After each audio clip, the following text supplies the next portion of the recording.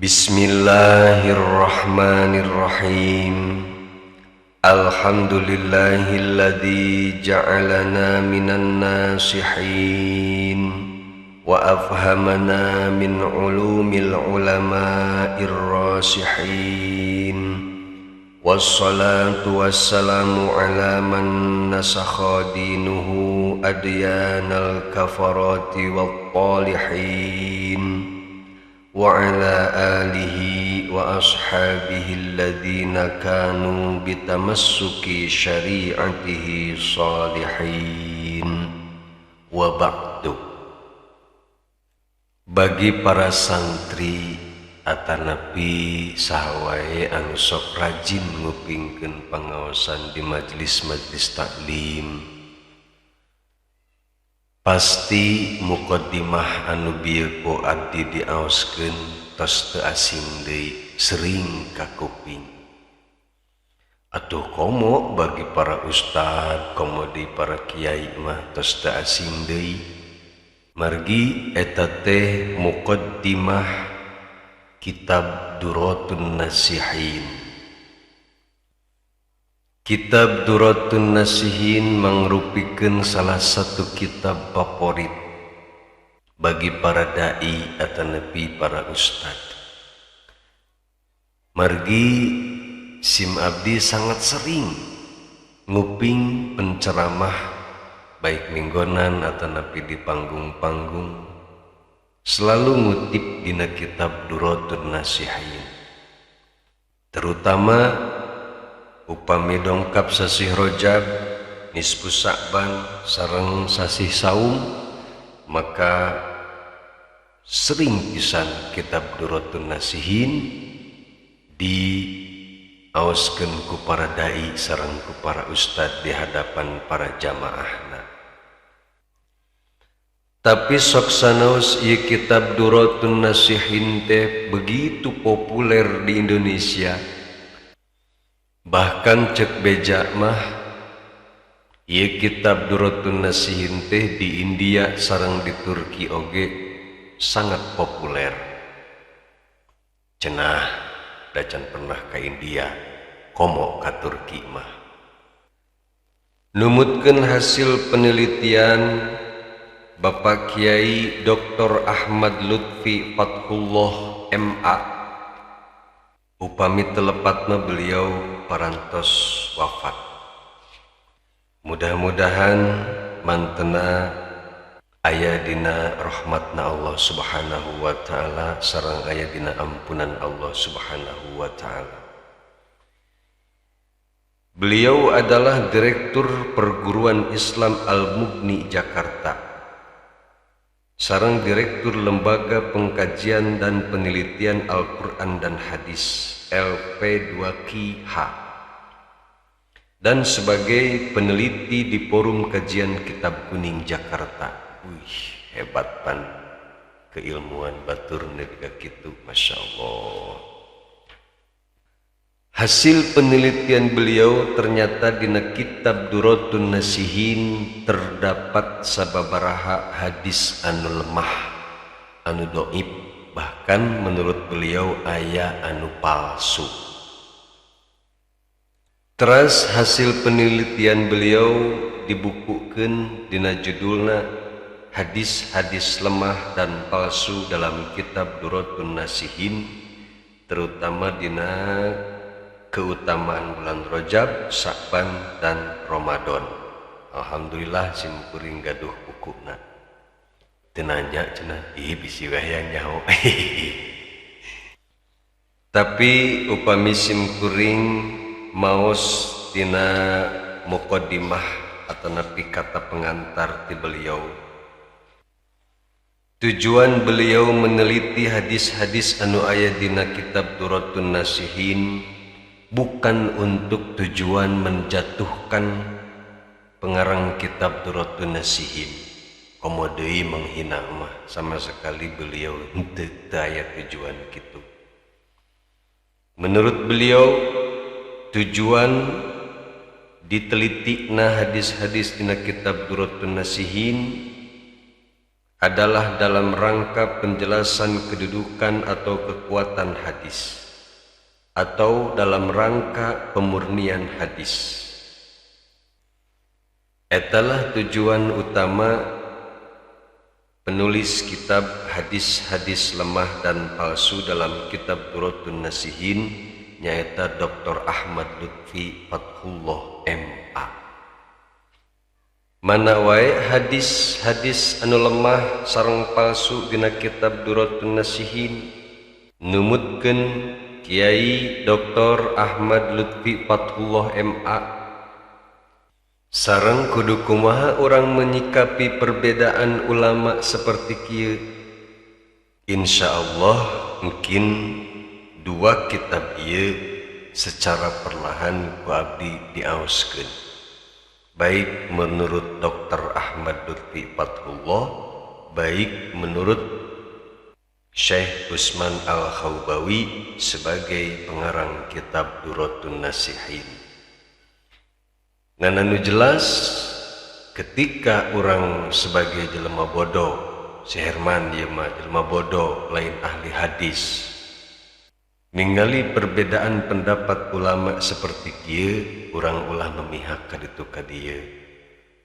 Ulah ngagogoreng ulama A, ulah ngagogoreng ulama B, da masing-masing oge pendapat-pendapat beliau berdasarkan ilmu-ilmu beliau. Sareng deui beliau pasti siap mempertanggungjawabkeun argumenna masing-masing di hadapan Allah engke di yaumul kiamah. Nah, atuh aya nama sebagai permulaan orang berkenalan dengan kitab Durratun Nasihin. Da kadang-kadang hari di majlis-majlis taklim najan sering dibacakeun ge kan sok aclok-aclokan bacana. Tara aya nu beka ngarunut ti awal nepi ka akhir. Dicamotan we hungkul anu pelem-pelemna dengan belebah nu juetna mah tinggalkeun. Bung pusing pada teu ge batur ge. Jeung memang hari minggonan makan beda jeung ngaji di pasantren. Saparantosna pengarang kitab ngawitan kitabna ku bismillah, alhamdulillah, sholawat sareng saterusna dugi ka wabadu. Salajengna pengarang kitab memperkenalkeun dirina, diawali ku kalimat fayaqulul abdul ba'isul faqiru ila rahmati rabbihil qadir. Salajengna nyarioslah hamba Allah anu ngaku dirina sangat sengsara sareng meryogikeun kana belas kasihan Allah anu maha kuasa. Saha jalmi anu ngaku pakir jeung butuh kana rahmat Allah teh? Usman bin Hasan ibni Ahmad Asy-Syakirul Khawbawiyyu, nyaeta Syekh Usman bin Hasan bin Ahmad Asy-Syakir Al-Khawbawi akramahumullahu bilutfihi wa karamihil aliyyi. Mudah-mudahan Allah Subhanahu wa ta'ala ngamulyakeun kamarantena kalawan kelembutan sareng kamulyaan Allah anu maha luhur. Orang mana cenah Syekh Usman teh? Qad kuntu makisan fil baldatil adimatil musawwamati bil Qustantiniyah. Beliau ternyata pernah tinggal di kota besar anu namina Konstantinopel. Sanahallahu ta'ala wasairal biladi minal afati wal baliyati. Mudah-mudahan Allah Subhanahu wa ta'ala memelihara kana kota eta sareng kota-kota lainna tina berbagai bencana sareng mara bahaya. Amin ya Allah ya rabbal alamin. Ngan sakitu Pengarang ieu kitab ngenalkeun dirina dina muqaddimahna teh mung simkuring mendakan deui info bahwa beliau adalah ulama abad ke-13. Salajengna Syekh Utsman ngajelaskeun awal munculna ide nyusun kitab Duratun Nasihin. Saur Syekh Utsman, sawaktos mantena ningali para pelajar sareng para pengajar anu sapertos lampu anu nyaangan di tengah poekna peuting. Aya satu pelajaran anu dipikaresep ku para pelajar sareng para ulama anu mulia anu berpegang teguh kana sumber ilmu sareng sebagai pewaris para nabi. Tapi saparantosna ku Syekh Utsman diperhatoskeun, ternyata sistem pengajaran anu diterapkeun dina waktos harita henteu nyusun seperti susunan Al-Qur'anul Karim anu mulia. Kumargi kitu Syekh Utsman memohon bimbingan ka Allah Subhanahu wa taala untuk memperbaiki sistem pengajaran supaya lebih baik. Etalah tujuan utamana hayang merubah sistem pembelajaran anu berlandaskan Al-Qur'an. Sareng anu paling dikhawatirkeun ku Syekh Utsman nyaeta anjeunna pernah mendakan sebagian pelajar atanapi santri lah pami ayeuna mah panginten ngucapkeun sesuatu anu henteu aya dina Al-Qur'an. Sehingga eta santri teh ngalakukeun kekeliruan bahkan kekafiran ketika masihan nasihat ka jalma anu keur nundutan. Maksudna jalma nu bodoh pangintennya ngan saking kusopan we bahasana panginten tapi kan nyebut jelema bodoh teh jelema keur nundutan. Kan dari jalma nundutan eta kadang sok sadenge-dengena da setengah sadar setengah henteu pan persis jeung nu bodoh. Nu bodoh ge kitu sadenge-dengena we kumaha cek batur. Tah nu matak wayahna mun ngaji teh ulah bari nundutan. Naon sebabna? Sebab ketika jamaahna nundutan atanapi bodoh terus anu nganasehatanana oge salah.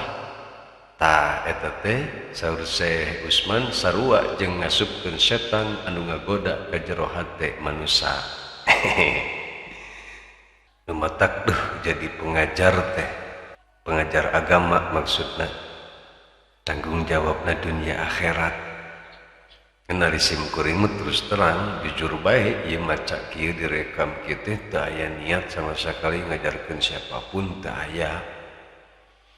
Simkuring mah resep maca bae tiba heula ge dileutik keneh resep maca komo bacaan dongeng paling resep. Lain maca buku agama wae, maca novel apa novel. Baca dongeng kabayan, dileutik ge sok resep eta ti kelas 6 SD paling resep seperti kitu. Mentak nepi ka ayeuna we kieu resep pabacaan. Kadang-kadang nu dibaca nama teu ngarti. Naon bae nu keur dibaca teh tapi diberi resep we kana maca teh. Kitu tah. Jadi lamun sapoe teu maca teh rek maca naon we, rek maca henteu kudu maca buku agama we, rek maca WA batur, rek maca status Facebook, status WA. Ateu we panon teu lamun can maca teh. Entah unggal poe teh ngagegembol HP we macaan status batur daresepan aya nu buku hutong update status. Aya nu pasea jeung salaki update status. Naon rupa-rupa gitu bacaan we gitu resep. Mulai ye ngacapruk ye. Kemana ye? Tekantos lami Syekh Utsman ngagaduhan niat bade nyusun hiji kitab. Ternyata di luar dugaan beliau mengalami tedama. Bahkan saur dina ieu kitab wa kuntu da firashin iddatan minal ayyami. Kuat tepika sababaraha lami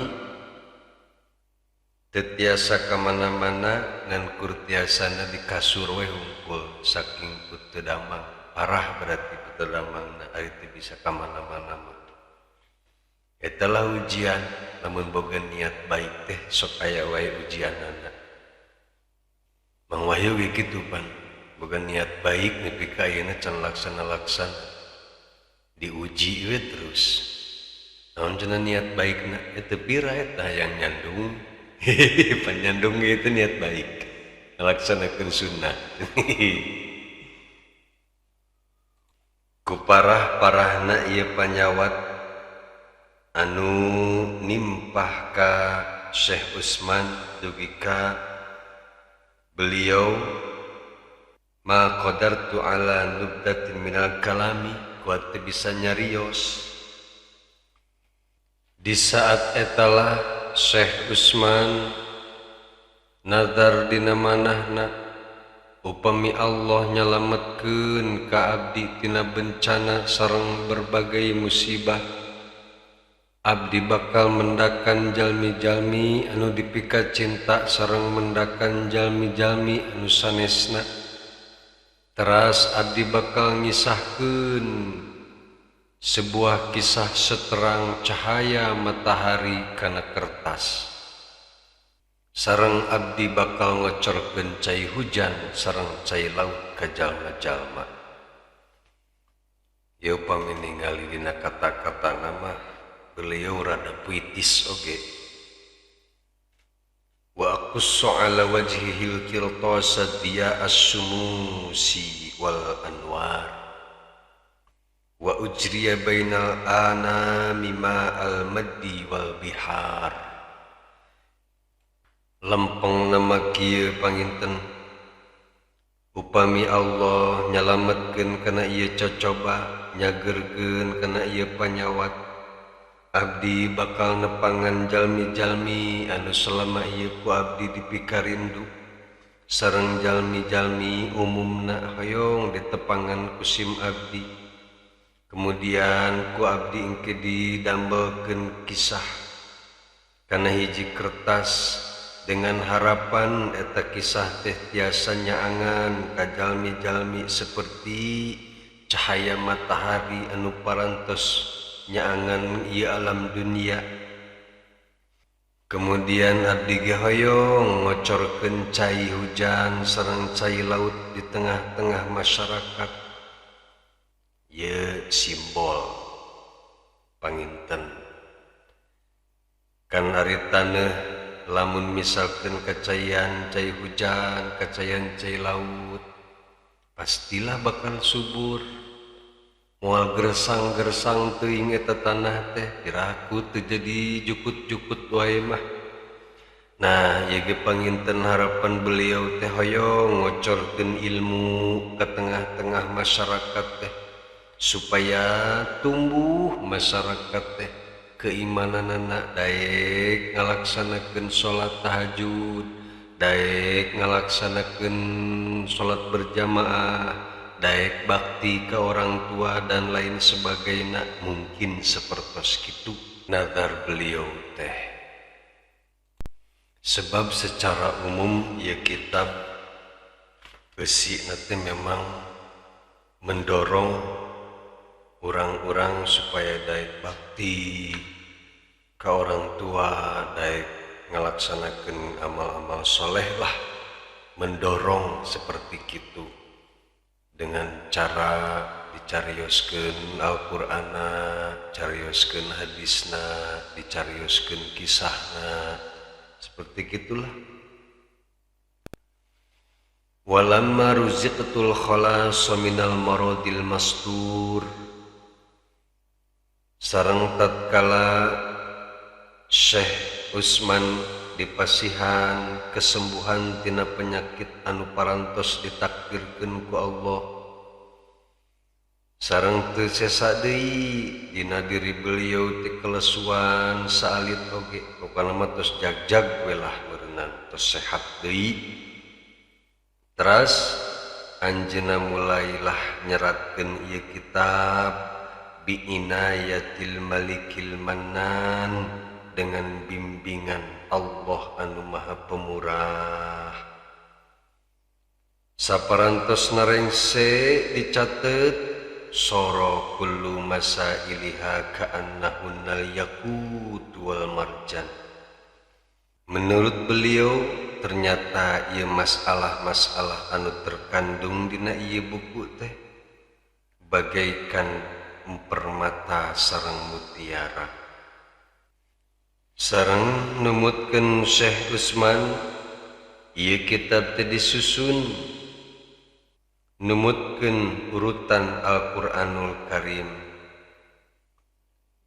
Kemudian Syekh Utsman menyeleksi, memilih perkara-perkara anu nunjukkeun tentang sifat-sifat surga sareng sifat-sifat neraka.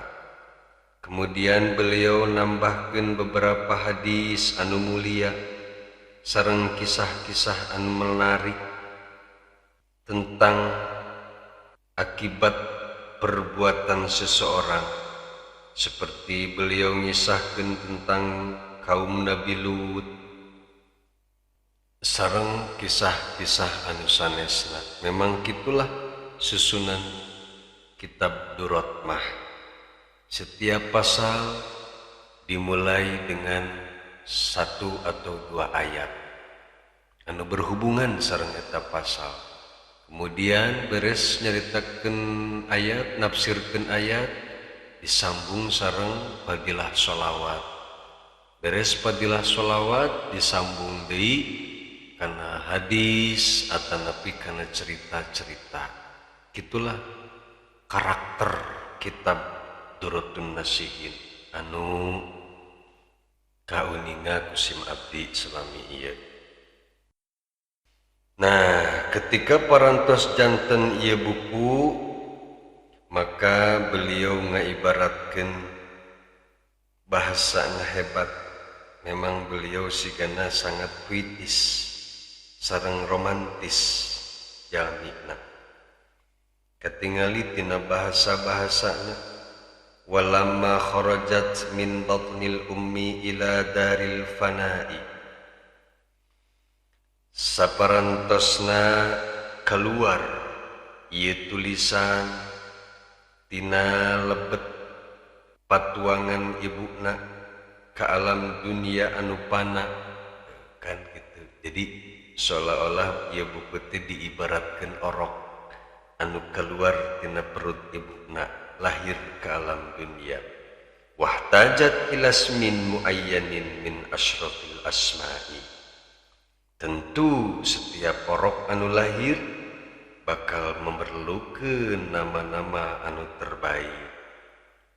Samaituha, kemudian milihlah Syekh Utsman kana nami ieu kitab teh Durratun Nasihin, kitab Durratun Nasihin, mutiara para penasihat. Jelas mungkin ia termasuk salah satu karomah beliau oke menurut sim abdi mah. Beliau masihan ngaran mutiara untuk para penasihat. Terbukti ayeuna memang ieu buku termasuk salah satu buku anu difavoritkeun ku para dai, ku para kiai lah. Sebabna memang lamun ningali susunan tadi teh ieu buku enakeun. Upami ngabahas misalkan pasal bakti kepada orang tua, Al-Qur'an atas ayat, tafsir atas ayat, kemudian disusul dengan hadis ayat, kisah oge ayat. Jadi geunaheun. Ya meskipun terlepas tadi ayat perbedaan pendapat bahwa eta teh hadisna dhaif apa palsu, ieu terlepas tidinya. Itulah susunan Durratun Nasihin. Di akhir muqaddimah Durratun Nasihin ieu beliau berharap mudah-mudahan Allah ngajantenkeun ieu buku teh di antara ikhwan-ikhwan, di antara saderek-saderek muslim janten amal soleh. illa anni altamisu min ba'dil adqiya'i fadlan anil fudala'i wal kubara'i an yusliha ma waqa'a khata'a minni. Tapi beliau oge memohon ka jalmi-jalmi anu pandai anu palalinter, ka para tokoh-tokoh terkemuka supaya memperbaiki karena kesalahan-kesalahan dina ieu buku anu terlanjur ku kaula ditulis dina ieu buku. Jadi beliau sangat menerima kritikan dengan syarat tadi dia kritiknya harus dengan ilmu. Pasti beliau sangat berterima kasih lamun memang aya orang anu pinter, orang anu alim mengkritik atau mengkoreksi kitabna. Naon sebabna? Li'annal insana mahallul nisyan. Sebab saur beliau ari jalmi mah tempatna poho, tempatna salah. Ieu buku teh numutkeun beliau dina akhir kitabna, wa kana dzalika fi sanati arba'in wa ishrina wa mi'ataini wa alfin hijriyah. Ieu buku teh selesai ditulis tahun 1224 Hijriyah. Berarti tos ratusan tahunnya. Ieu buku teh dipelajari, dikaji ku berbagai masyarakat. Adapun cek tadi teh ada kekurangan dan kelebihanana.